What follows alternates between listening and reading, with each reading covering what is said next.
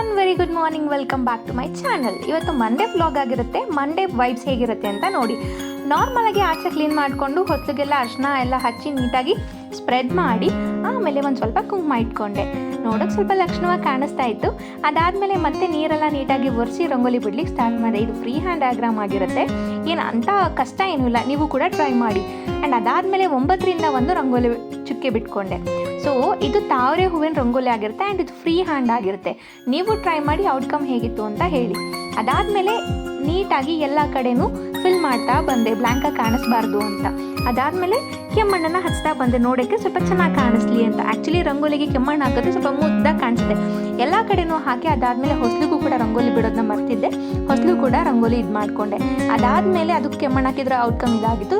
ಆಮೇಲೆ ಜರ್ನಲ್ ಬರೀಲಿಕ್ಕೆ ಬಂದೆ, ಜರ್ನಲ್ ಫುಲ್ ನೀರು ತುಂಬಿಸ್ಬಿಟ್ಟಿದ್ದೆ.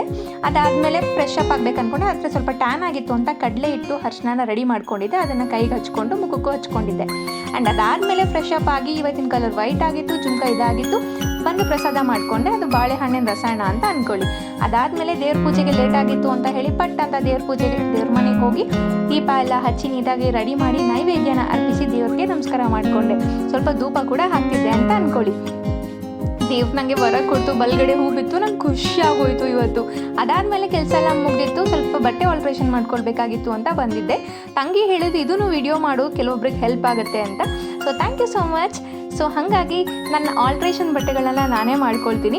ಆಚೆಗಡೆ ಹೋದರೆ ಸುಮ್ಮನೆ 40 ರೂಪಾಯಿ 50 ರೂಪಾಯಿ ಕೊಡಬೇಕು. ಆ್ಯಂಡ್ ಈ ಮಿಷಿನ್ ಏನಂತ ಕಾಸ್ಟ್ಲಿ ಅಲ್ಲ, ಇಟ್ ವಾಸ್ ರೀಸನಬಲ್ ಪ್ರೈಸ್.